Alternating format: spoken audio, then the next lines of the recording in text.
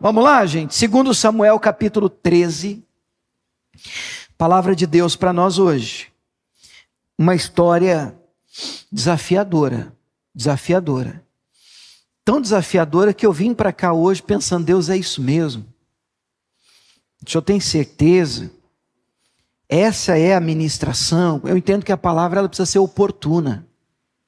E a palavra oportuna para mim é aquela que você escuta quando você precisava escutar. Ela não precisa ser necessariamente uma palavra muito bem elaborada, ela precisa ser aquela palavra no tempo certo. Ela pode ser simples, ela pode ser um Deus é com você, mas quando você precisa de ouvir isso entra diferente. Isso traz um resultado diferente. Isso soa diferente, isso rasga a nossa alma. E a minha oração é que Deus nos dê hoje uma palavra oportuna. E essa seja uma palavra de advertência para nós cristãos, aqui ou em casa, em qualquer lugar que você esteja. A palavra de Deus é para todo mundo. E ela merece o nosso respeito, temor e obediência. Segundo livro Samuel, capítulo 13, a partir do verso 1, do verso 1, a palavra de Deus diz assim: E aconteceu depois disso, que tendo Absalão, filho de Davi, uma irmã formosa, cujo nome era Tamar, Aminon, filho de Davi, amou-a, e angustiou-se Aminon, até adoecer por Tamar, sua irmã, porque era virgem, e parecia, aos olhos de Aminon, dificultoso fazer-lhe alguma coisa. Eu não sei se você está entendendo, às vezes a linguagem, principalmente essa que eu estou usando, ao meio da revista corrigida, é um pouco mais arcaica. Mas o que está acontecendo aqui? Está acontecendo, nós já temos 3 personagens citados aqui no texto. Absalão, e o texto já é claro em dizer, era filho de Salomão, mas todos os 3 são filho de Davi, perdão. Todos os 3 aqui são filhos de Davi. Absalão, filho de Davi, que tinha uma irmã chamada Tamar, e tem aí um outro irmão na jogada chamado Aminon. Então eu preciso que vocês gravem esses personagens, em especial Aminon e Tamar. Eles são irmãos por parte de pai. São irmãos. Enquanto o Absalão não, e também é irmão de Tamar por parte de mãe. Então nós temos aqui uma questão familiar, mas é tudo família, são todos irmãos. E uma coisa esquisita, para não dizer outra coisa, acontece no texto.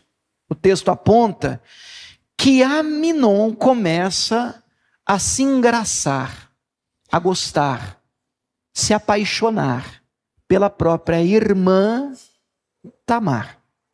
Estão comigo, irmãos? É exatamente isso que a história está dizendo. Aminon está gostando da própria irmã. E de alguma maneira ele quer possuí-la, quer tê-la. Mas ele enxerga muita dificuldade na sua maquinação, no seu projeto, já que ela era sua irmã. O texto diz, ela era uma donzela, uma virgem, nunca tinha tido contato com ninguém, parecia muito difícil fazer alguma coisa com a própria irmã. Então no verso 3, a palavra de Deus diz que tinha, porém, Aminon um amigo.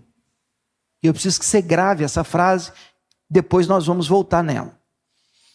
E ele tinha um amigo cujo nome era Jonadab, filho de Simeia, irmão de Davi. Era Jonadab, esse tal amigo de Aminon, um homem muito sagaz, astuto, esperto. E ele disse: não me farás saber a mim? O que está acontecendo? Toda manhã eu vejo que você emagrece, sendo filho do rei, por que você não me conta? Então disse Amnon: é que eu amo a Tamar, irmã de Absalão, meu irmão. Eu amo a minha irmã. Então esse amigo vem fazer aí uma visita para o tal do Amnon, e esse Jonadab diz: rapaz, mas o que está acontecendo com você? Que você está emagrecendo, você está definhando, você está esquisito, você está sofrendo, está acontecendo alguma coisa, está doente? Não é que eu estou doente, é que eu estou apaixonado pela minha irmã.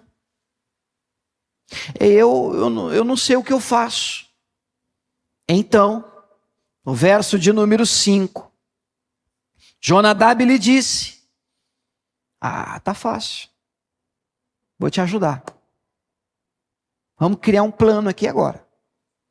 Você vai fazer assim: deita-te na tua cama, finge de doente. Quando teu pai, que é o rei Davi, vier te visitar, aí você diz assim para ele: eu queria que a minha irmã Tamar viesse e me desse de comer pão, preparasse comida diante dos meus olhos, para que eu a veja e coma da sua mão. Eu queria, rei, que o senhor enviasse a minha irmã Tamar para cuidar de mim. Estou mal, estou ruim, estou doente. Mentira.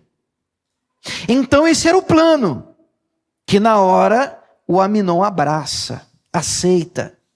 O texto segue dizendo então que deitou-se Amnon e fingiu-se de doente. E quando de fato o rei veio visitá-lo, ele disse, Amnon, ele diz ao rei: eu peço-te que minha irmã Tamar venha, prepare 2 bolos diante dos meus olhos, para que eu coma da sua mão. Então, no verso de número 7, mandou então Davi à casa a Tamar, dizendo: vai lá na casa de Amnon, teu irmão, faze lá alguma comida. E foi Tamar à casa de Amnon, seu irmão, cheio e cheia de boas intenções. Ele, porém, estava deitado e tomou a massa, amassou, fez os bolos diante dos seus olhos, cozeu os bolos, tomou a assadeira, os tirou diante dele, porém ele recusou a comer. Disse Amnon: fazei retirar, sair todos da minha presença. E todos saíram, todos se retiraram. No verso 11, e chegando-lhes para que comesse, pegou dela e disse-lhe: vem, deita-te comigo, irmã minha. Porém ela disse: não, meu irmão, não me forces, porque não se faz assim em Israel. Não faças tal loucura, porque aonde iria eu com a minha vergonha? E tu serias como um dos loucos de Israel. Agora, pois, eu peço-te, meu irmão, que fales ao rei, porque não me negará a ti. Porém ele não quis dar ouvidos à sua voz. Antes, sendo mais forte do que ela, a forçou e se deitou com ela, com a própria irmã. No verso 15, o texto segue dizendo que depois Amnon a aborreceu, com grandíssimo aborrecimento. Ele toma um nojo dela, porque maior era o aborrecimento com que a aborrecia do que o amor com que a amara. Aquela paixão louca saiu, sumiu e deu lugar a um ódio. Meu Deus, que coisa de doido, irmãos. E disse-lhe Amnon: levanta-te e vai-te, sai daqui. Então ela disse: não há razão para você me despedir assim. Maior seria esse mal do que o outro que você já me fez, já acabou de fazer. Porém, mais uma vez, não quis dar ouvidos. Chamou o seu moço que o servia e disse: deita fora essa mulher, manda ela embora, joga ela para fora daqui e fecha a porta, tranca a porta após ela. Então, no verso 18, a história está terminando. Trazia a ela uma roupa de muitas cores, porque assim se vestiam as filhas virgens dos reis, com capas. O seu criado a deitou fora, fechou a porta após ela. Pá! Então Tamar tomou cinza sobre a sua cabeça, sinal de humilhação para aquela época. E a roupa de muitas cores que ela trazia, ela rasgou, também sinal de humilhação. Era muito comum no Antigo Testamento. Pôs as mãos na cabeça, foi andando, chorando, clamando. Andando, chorando, clamando. Uau!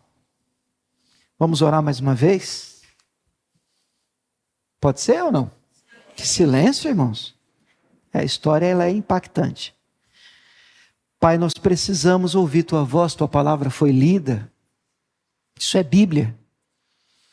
E a oração, meu Deus, é o que é que o Senhor quer nos ensinar? Olhando para uma história dessa, uma tragédia, uma história de abuso, quais lições nós podemos tirar daqui, Espírito Santo de Deus?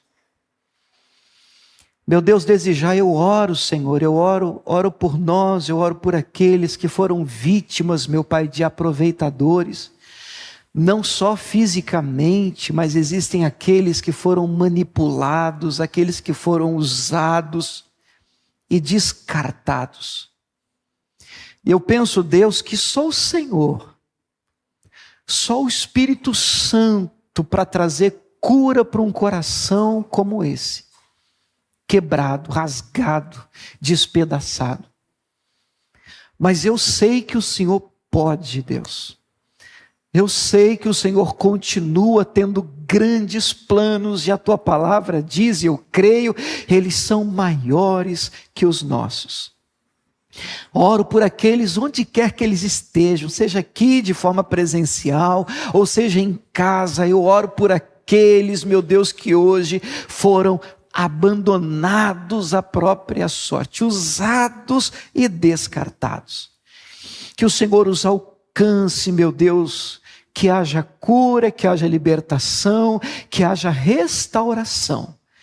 Eu oro em nome de Jesus. E a igreja diga amém. Amém. Amém? É uma história triste, é uma história que, sinceramente, algumas histórias a gente encontra na Bíblia que a gente diz, meu Deus do céu, o que está fazendo aqui? Mas a Bíblia diz que tudo foi escrito para o nosso proveito, para o nosso bem, para o nosso crescimento, para o nosso aprendizado. Então nós precisamos olhar para algumas histórias, por mais difíceis que elas sejam, e procurar entender e dizer, Deus, o que o Senhor quer dizer com isso? Qual é a lição que o Senhor tem por detrás disso para mim? Eu de cara, irmãos, eu não sei vocês, então eu vou falar de mim. Eu quando leio esse texto, os primeiros contatos que eu tive com essa história, e assim, o nosso estômago, vou falar nosso, né, com a sua permissão, nosso estômago embrulha. Gente do bem, quando lê um negócio desse aqui, até revolta. Eu não sei se em você diz assim, cadê ele, cadê o cara? Vamos lá, pastor, porque não está certo um negócio desse. Como é que um negócio desse acontece? Se eu sou Deus, eu dou um raio na cabeça, pá! Mas aí a gente vai examinando o texto, a gente vai orando, vai acalmando o coração. E a primeira grande lição, e eu gostaria muito que você ouvisse isso com atenção, eu olho para esse texto pensando, Deus, há um monstro dentro do ser humano.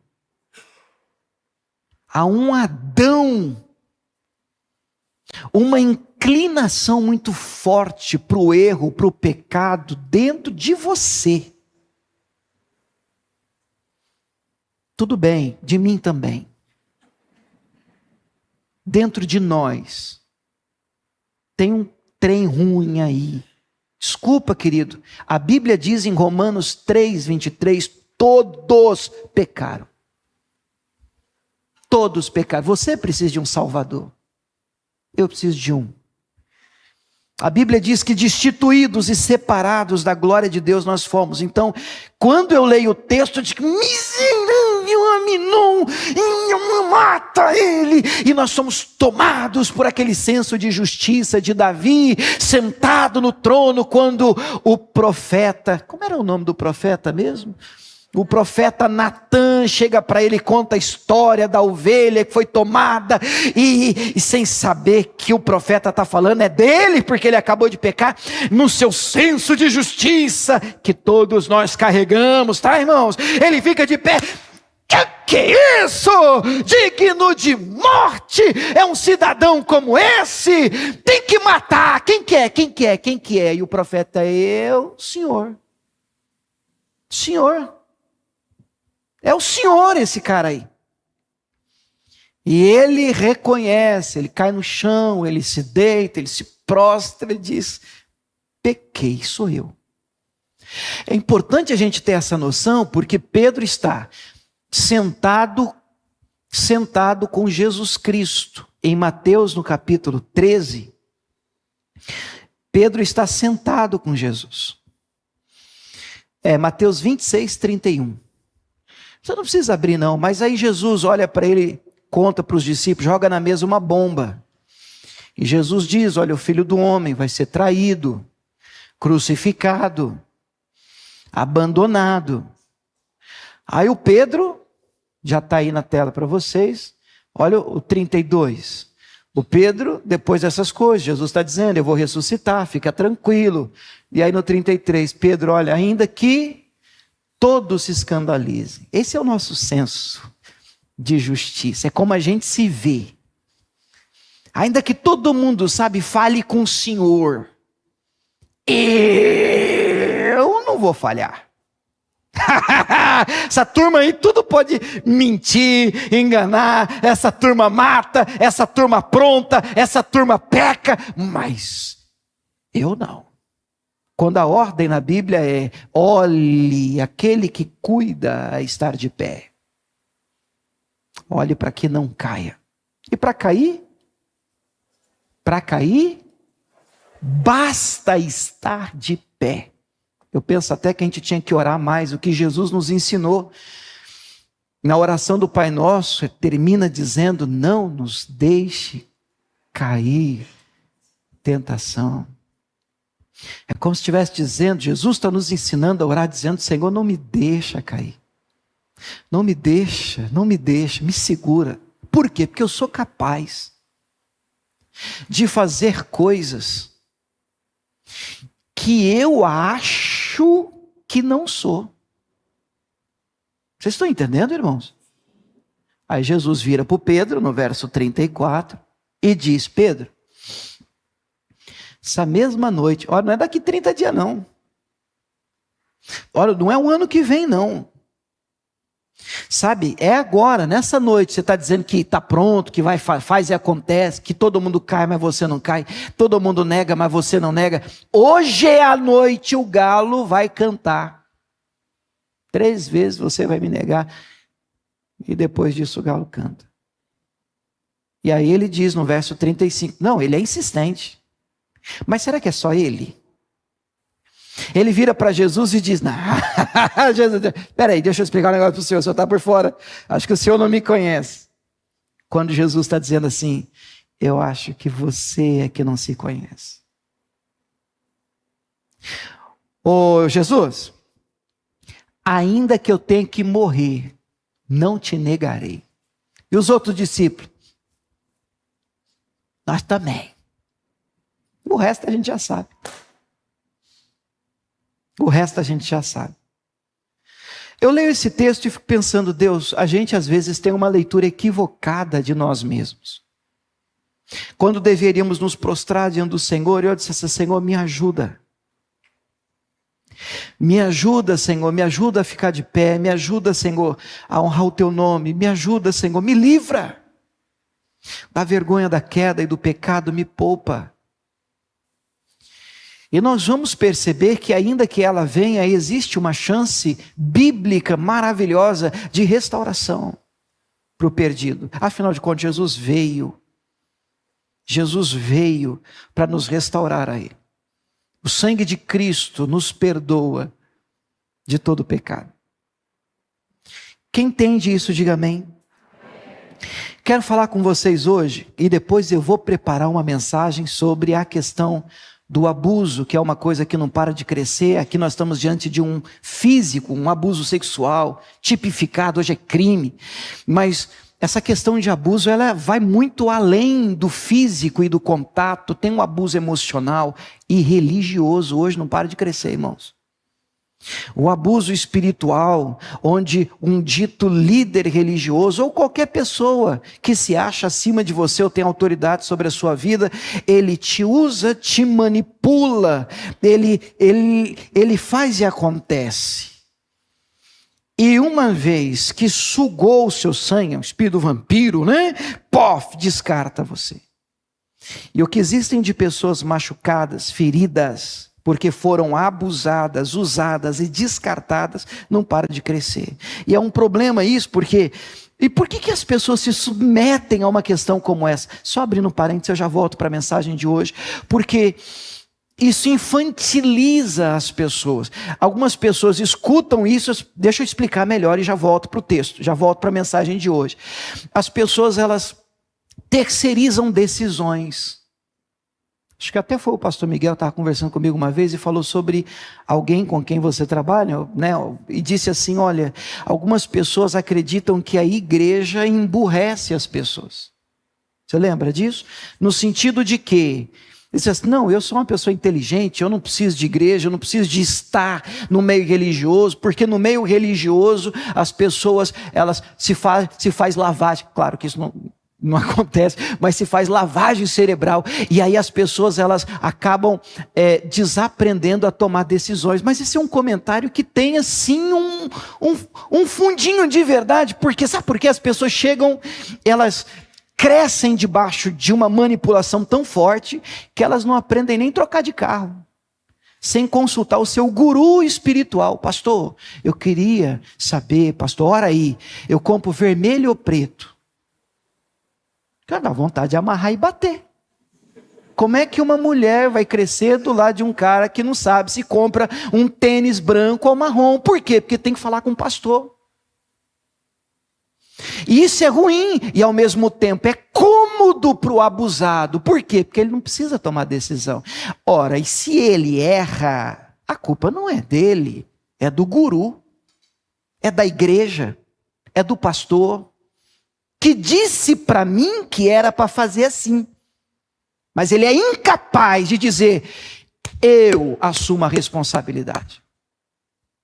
Eu tomo a decisão. E arco, obviamente, com as consequências. Afinal de contas, irmão, quem acerta sempre? E a frustração não faz parte do nosso processo de crescimento? Então, amigo, abrace a sua convicção, vá até o fim. E a pior coisa que pode acontecer é isso virar uma tremenda experiência para você, de aprendizado e crescimento. Mas, por favor, não terceirize o que não pode ser terceirizado.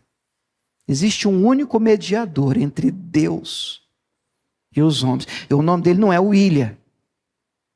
O nome dele é Jesus Cristo de Nazaré. Ele é o caminho, ele é a verdade, ele é a vida. E ele disse, sem mim nada podeis fazer. Se não for por mim, você não chega ao Pai. Você não chega ao Pai. Mas, irmãos, eu vou levar esse texto para uma outra leva, e para um outro lugar. Quero falar hoje com vocês sobre o tema o amigo da onça. O amigo da onça. Já ouviu essa expressão? Bom dia. Graça e paz, tudo bem? Vocês estão vendo essa figura aí? Essa expressão, ela surgiu em 1943, eu anotei isso aqui. Irmão, o amigo da onça virou um personagem de cartoon e história de quadrinho para aqueles que são experientes. Talvez você já tenha ouvido falar, porque saiu numa editora chamada O Cruzeiro, uma revista. Mas ele foi criado por um cartunista pernambucano por conta de uma historinha de dois caçadores. E aí eu vou ler a historinha do jeito que ela está para ser fiel aqui à história do personagem. 2 caçadores conversavam no seu acampamento. Um disse para o outro: o que você faria se estivesse agora na selva e uma onça aparecesse na sua frente? Aí o outro respondeu: eu dava um tiro nela. Aí o amigo disse assim: mas se você não tivesse uma arma de fogo? Aí ele disse: então eu matava ela com meu facão. Aí o amigo disse: mas se você não tivesse um facão? Eu pegava um pedaço de pau e ia para cima dela. Aí o amigo disse: mas se você não tivesse um pedaço de pau? Aí eu subiria numa árvore mais próxima. Aí o amigo: e se não tivesse nenhuma árvore? Aí eu sairia correndo. Aí o amigo: aí se você tivesse paralisado pelo medo? Aí ele para tudo e diz: peraí. Já irritado, ele diz: você é meu amigo? Ou é amigo da onça? Você está torcendo por quem? Então essa ideia do amigo da onça é aquele que, ao invés de ajudar, atrapalha. Aquele que poderia facilitar e complica. Aquele que é capaz de abraçar, dar um sorriso e esconder uma faca nas costas. Eles existem? Eu estava conversando com alguém e disse assim: não, pastor, graças a Deus, nunca ninguém falou mal de mim. Eu disse assim: tadinho, esse é o pior. Porque esse nem sabe. Esse é um desavisado. Esse ainda mora no campo da ignorância. Então a gente volta para a história e a gente destaca algumas lições dentro dessa história. Eu gostaria que você prestasse atenção. O que nós podemos aprender com essa tragédia? Número 1. Não dê lugar na sua vida para um desejo impróprio. Será que a gente pode repetir isso, igreja do Senhor? Não dê lugar na sua vida a um desejo impróprio. O texto diz em 2 Samuel 13:1, o texto diz que aconteceu depois disso. Vamos ler na NVT agora só, a gente vai lendo e comparando. 13:1 na NVT diz assim: Absalão, filho de Davi, tinha uma irmã muito bonita chamada Tamar. Aminon, outro filho de Davi, apaixonou-se por ela. Olha o que diz agora na NVT. Aminon ficou tão obcecado por Tamar que adoeceu. Ele ficou doente de amor pela própria irmã. Querido, ora, se alguém chega, vou falar de mim, eu chego para você, você sabe que eu sou casado, vocês conhecem a minha esposa, Camila, deixa eu apresentar para vocês, fica de pé aqui, cara. Essa aqui é a minha esposa, Camila, prazer, né? Eu sou casado. Imagine que eu chegue para você, eu diga assim, os varões que a gente brincou agora, os homens, né? Porque isso é muito conversa de alguns homens. Homem crente não, mas de alguns homens. Aí eu chego para um homem assim e digo assim, imagina que você não é pastor, claro, né? Ô, Miguelzão, eu tô gamado numa mulher aí, cara. Aí ele pensa, deve ser a Camila. Camila o quê, rapaz? Ela não trabalha, rapaz. Rapaz do céu, eu não sei o que eu faço. Tô doente. Febre. Meu Deus do céu, essa mulher me conquistou. Meu coração está fisgado. Se ele é meu amigo, não da onça, o meu amigo, o que ele fala para mim? Já tem gente expulsando demônio de mim. Mas essa é a linha mesmo, querido, é para ir. É assim, ó, se você é amigo mesmo, é você chegar e dizer assim, você tá louco, o que foi? Você bateu a cabeça? O que está acontecendo com você? Eu estou desconhecendo você. Te conheço tem 10 anos, tem 20 anos, desde a infância. Que conversa besta é essa, rapaz? É para o cara perder as pernas, irmão. É para ele ficar desconcertado e nunca mais tocar num assunto desse com você. Ele sabe claramente que você desaprova. Esse tipo de pensamento, ideia, projeto não pode encontrar espaço no nosso coração, na nossa mente. Como é que é? Apaixonado pela minha irmã? Na hora, não precisa nem de interferência externa. Que é isso? Que é isso que eu estou pensando? Mas que ideia é essa? Que negócio é esse que está vindo aqui na minha cabeça? Mas eu te repreendo, em nome de Jesus, na minha vida não, eu fecho a porta na tua cara, Satanás, está repreendido isso, eu sou de Deus, amém? Amém ou não amém? Esse é o meu comportamento, esse precisa ser o nosso comportamento.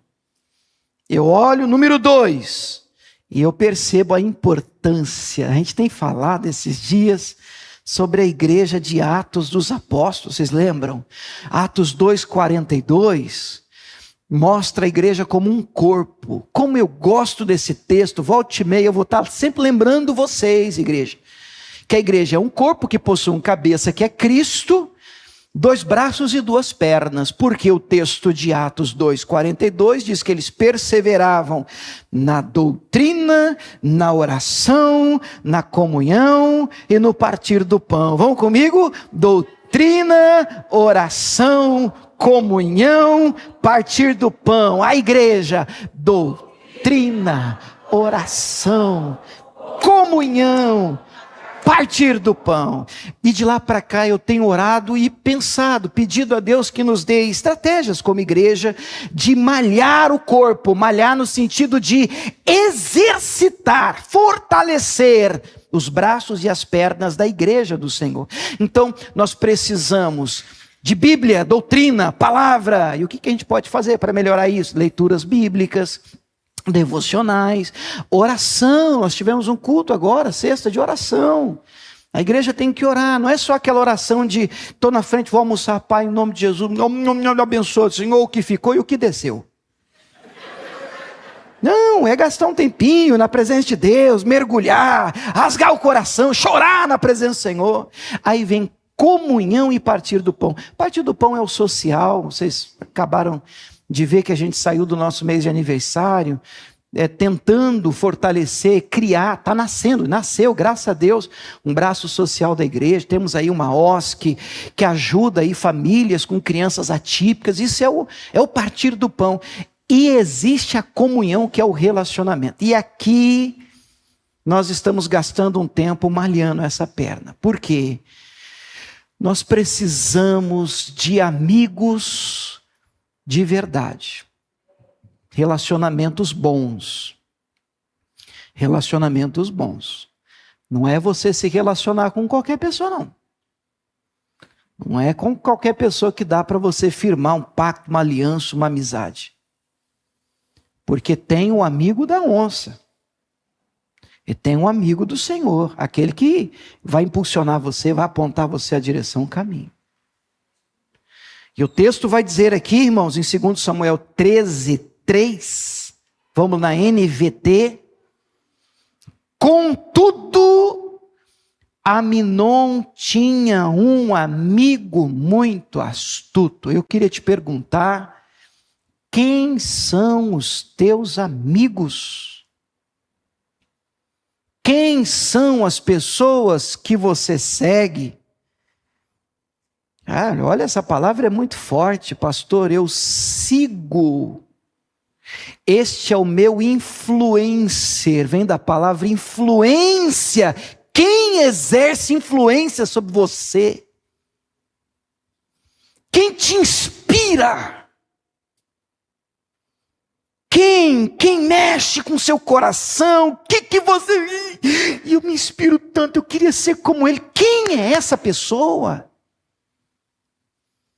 Será que ela está no lugar de amizade que realmente vai te levar para um campo de melhora como ser humano? Você vai virar um crente melhor, seguindo isso, ouvindo isso, comendo isso, andando com essa pessoa, se alimentando desses comentários, participando dessa roda.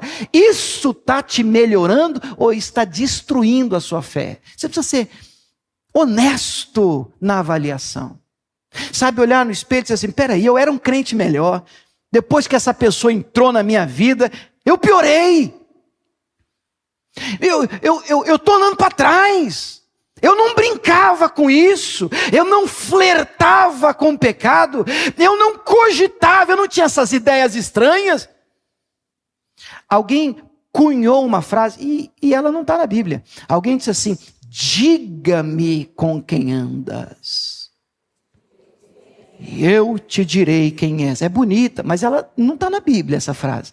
Só que tem algo parecido. Eu penso que até daqui que ela foi arrancada. As más conversações corrompem os bons costumes. Acaba sendo a mesma coisa. Mas essa está na Bíblia. Então não vem com essa conversa, não, pastor, eu sou forte, eu posso andar com qualquer pessoa, porque eu é que influencio. Olha para mim, ó, preparou? Me engana que eu adoro. Conversa. Você fica, ouve uma vez, 2, 3, água mole, pedra dura, também não está na Bíblia. Tanto bate, até que for. Você vai ouvindo. No início, sua misericórdia, que conversa que está amarrado. Depois, esquisito essa conversa. Daqui a pouco, está amarrado. Daqui a pouco, tá. Nem amarra, mas só tá. Já está solto, filho. Brinca não. Brinca não. Não traga para a sua vida gente que vai piorar você, não. Traga gente para a sua vida para te melhorar. Depois que fulano entrou na minha vida, cara, eu passei a orar mais. Depois que ele entrou, eu tenho uma amizade com ela, eu passei a ler mais a minha Bíblia. Eu passei a congregar mais, eu passei a entender melhor Deus. Eu passei a ser um crente, um cristão melhor, um ser humano melhor. Pastor, eu melhorei, essa amizade me melhora. Agora, se você tem amigos da onça, e você já está pensando em fazer besteira, e você abre o coração para esse dito amigo, e ele diz assim, está certo mesmo, troca de 40 por 2 de 20, Deus quer que você seja feliz. Olha que frase do inferno. Deus quer que você o obedeça, e Deus tem posto garantias e limites para o nosso bem. Como um pai, Ele nos diz, filho, é até aqui, não passa daqui. Por quê? Porque Ele quer o seu bem, o nosso bem. Ele tinha um amigo, e nós já vimos que o amigo é da onça. 3. Não abra mão da sua integridade. Vamos repetir? Não abra mão da sua integridade. Vamos ler o verso 5 na NVT. Segundo Samuel 13:5 diz assim. Olha o que o amigo diz, sugere. Olha o plano do dito amigo. Faça o seguinte. Disse Jonadab, deita-te e finja que está doente. Presta atenção. Se você tiver que fingir, sai fora. Se você tem um amigo que você tem que fingir, você tem que mentir, você não pode ser você mesmo, sai fora desse trem. Não, eu mudo que é para poder ser aceito, sai fora desse negócio. Amigo de verdade vai amar você, respeitar você. do jeito que você é. Com as suas limitações, dificuldades, vai te ajudar a melhorar, vencer o que precisa ser vencido, superar o que precisa ser superado. Mas se você tiver que jogar no lixo a sua integridade, não eu tenho que mentir, eu tenho que fingir, eu tenho que enrolar, eu tenho que ludibriar, eu tenho que passar a perna, então sai fora desse negócio. Não abra mão da sua integridade. Número 4. São 216. São seis só. 4. Existe um jeito certo de fazer as coisas. Diga aleluia. Vamos de novo, vamos repetir? Existe um jeito certo de fazer as coisas. O jeito de Deus. O jeito bíblico. O jeito honesto. Você quer ver? O verso é o 12. Vamos para a NVT de novo. 2 Samuel 13, 12. Diz assim: ela falando com ele: não, meu irmão. Ponto de exclamação. Não, meu irmão. Não me violente. Não. Exclamou Tamar. E agora vem uma pérola. Sublinhe isso na sua Bíblia. Não se faz assim em Israel. Que frase linda. Meu irmão, as coisas aqui não são feitas desse jeito. Porque lá fora, querido, as coisas estão de mal a pior. De mal a pior. Nós falamos de valores e princípios aqui, e quando você aborda um jovem, e você diz para ele, não, você vai se guardar para você casar. Ele olha para você: de que tempo que o senhor é? De Abraão, de Isaac, Jacó, Pedro, Tiago, João, Paulo.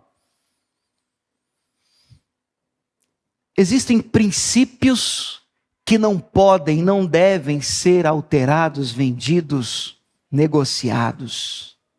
Você pode dizer amém? E eu creio na palavra de Deus. Mas eu reconheço que lá fora, misericórdia. Você ficar hoje de pé numa faculdade e dizer assim, não, eu estou me guardando para o casamento. Meu Deus do céu. Só de você ficar de pé, não, eu creio na Bíblia, no criacionismo. Pronto, você já vai ser perseguido o curso todo, provavelmente, motivo de chacota. Mas nós não podemos negociar princípios. Você pode dizer amém, irmãos? Não podemos abrir mão do que é certo, do que é errado. A Bíblia diz que nós não deveríamos negociar, remover os limites, as veredas antigas, aquelas colocadas, os marcos postos pelos nossos pais. Então ela é muito feliz na frase quando ela diz, ele tentando forçá-la, e ela, não, meu irmão, não é assim que as coisas são feitas em Israel. Se você está acostumado com a bagunça do mundo, na igreja do Senhor não é assim, querido. Não é assim que se faz em Israel. Não é assim que se vive em Israel. Ora, não é pela força que você conquista as coisas. Você tem um rei. Tamar diz ao seu irmão, mano, fala com o rei. Você não quer casar comigo? Você não quer me ter? Fala com o rei. E o rei não me negará. Você quer alguma coisa? Deseja muito alguma coisa? Você não precisa atropelar, você não precisa fazer nada de errado, você não precisa fazer loucura. Fala com o rei. Fala com o rei, abre seu coração para ele. E se o desejo é lícito, é bíblico, é da vontade do rei, ele vai te conceder, ele vai te abençoar, ele quer que você seja feliz. dentro dos parâmetros da palavra de Deus. Mas não é assim que se faz em Israel. Amém? Número 5. O pecado nunca compensa. É uma palavra de advertência. Mas é muito estranho o que acontece. Eu não sei se vocês perceberam o verso de número 15. Olha o que diz, segundo Samuel 13, capítulo é o 13, e o verso é o 15. Olha que esquisito. Eu leio mais uma vez na NVT. Então a paixão de Aminon se transformou em profundo desprezo. O desprezo por ela foi mais intenso do que a paixão que ele havia sentido. E agora, aquela loucura, ele estava doente por ela. E agora que conseguiu, tira ela daqui, não quero mais ver, nojo dela, repulsa dela. Meu Deus, só pode ser demônio um negócio desse, irmão. Uma ação do inferno. Que ação é essa? E acredite, eu vejo isso muito naqueles ditos loucamente apaixonados. Gente que troca um casamento de 50, 40, 30 anos. Uma história. Por uma aventura. E ele olha com convicção para você. Para mim, eu já vi. Conhece essa história, irmão? Não, você não está entendendo. Eu amo. Eu tenho certeza. É Deus, enxerga coisa que não existe. E do jeito que o negócio vem, vai. E o que sobra? Uma família destruída, gente abusada, ferida, magoada, rejeitada, usada e lançada fora. As consequências são terríveis, não só para os personagens principais. Davi, Absalão, você sabe, não sei se você conhece a história, mas o Absalão espera 1 ano, Davi não faz nada, o Absalão, que é o irmão da Tamar, vai lá e mata o Aminon, próprio irmão, por causa do abuso. Davi continua omisso, daqui a pouco quem quer matar o próprio pai é o Absalão. É uma história com desdobramentos, irmãos, incríveis, profundos, complicadíssimos, familiares, por causa desse início. Essa paixão se tornou repulsa. E finalmente, deixa eu fazer uma pergunta, que agora eu vou terminar. Finalmente. A pergunta é a seguinte, atenção, igreja. Vocês acham que até aqui a história é feia, o Aminon errou feio, isso é inegável, inquestionável. Mas vocês acham que até aqui ainda tem jeito? Tem jeito? Igreja, tem jeito? Há restauração para um cidadão desse? Por incrível, por mais que você não queira, está torcendo para ele morrer na faca, tem.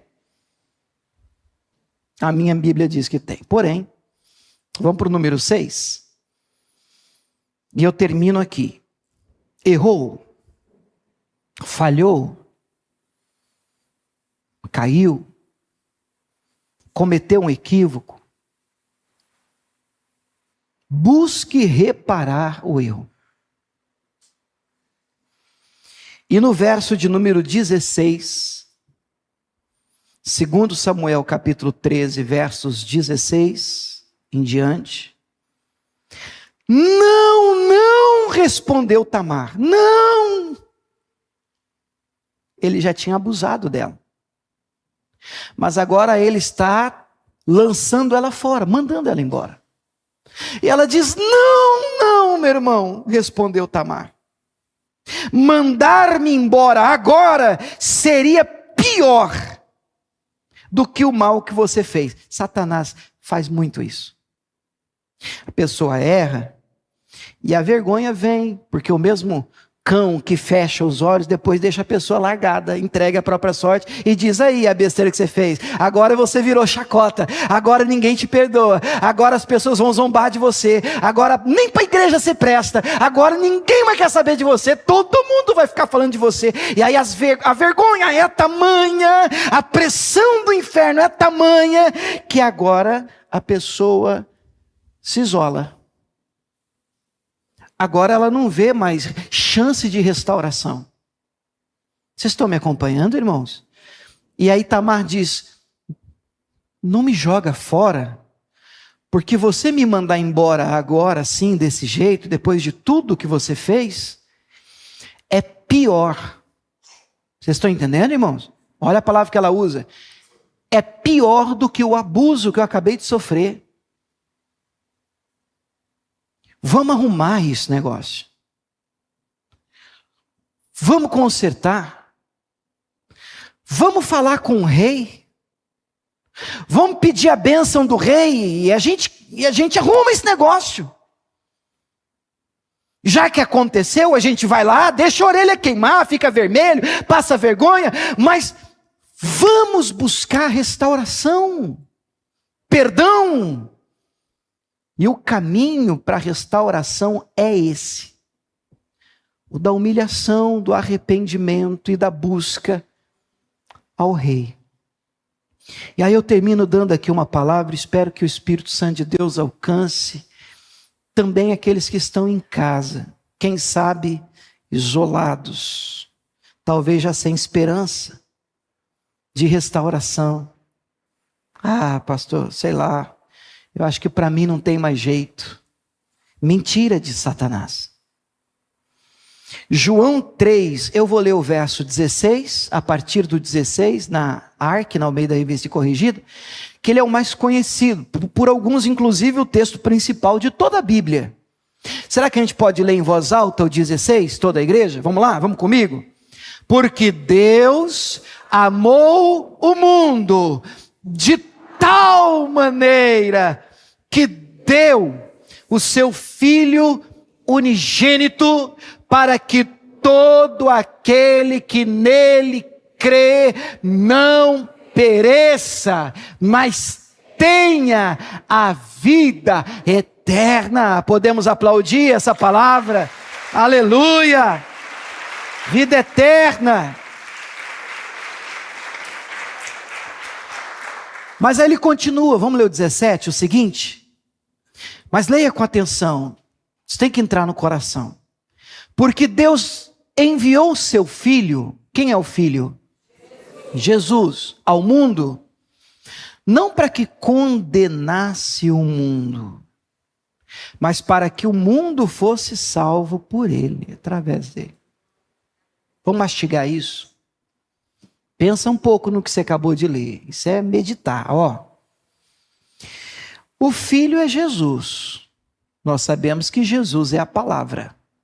O verbo que se fez carne e habitou entre nós. Tudo bem? Então Jesus é a palavra. De novo, Jesus é a palavra de Deus. Então no lugar do Filho, com F maiúsculo, nós primeiro vamos ler Jesus. Vamos de novo? Porque Deus enviou Jesus ao mundo não para que condenasse o mundo, mas para que o mundo fosse salvo por ele. No lugar de mundo, vamos falar o nosso nome? Vai virar uma salada. Mas vai dar certo. Vamos lá?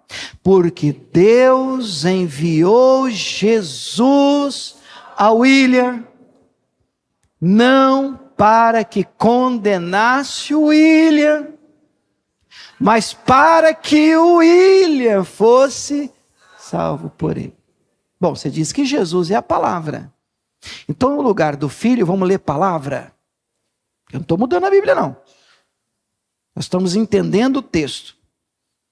Porque Deus enviou a sua palavra ao William, não para que condenasse o William, mas para que o William fosse salvo por ela, pela palavra. Então olha para mim, toda vez que Deus enviar uma palavra para você e ela apertar o teu calo, tem palavra que aperta o calo, você tem calo. Sabe aquela palavra que te põe no canto, aquela palavra que aponta o dedo e diz assim: é você, esse cara, Davi, é você, Pedro, é você, você não está pronto coisa nenhuma. E essa palavra, ela está no nosso estômago com gosto. Lembre-se desse versículo. E o versículo é assim: Deus não enviou essa palavra, ainda que ela aponte e denuncie uma falta sua, ainda que ela gere um desconforto em você, que você fica até perdido, você assim: meu Deus, de onde eu vim, para onde eu vou?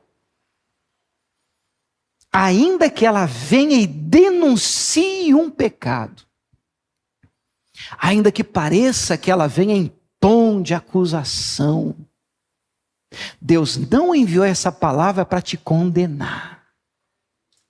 Deus enviou essa palavra para te salvar. Você precisa entender que Deus está gritando: ei, para com isso. Tem jeito ainda para você, para com isso. Há ainda a esperança, a restauração em mim. Para com isso, você vai destruir sua família, para com isso, você vai acabar com o seu casamento, para. O Senhor quer te salvar, te tirar, te erguer, Ele te limpa, te perdoa.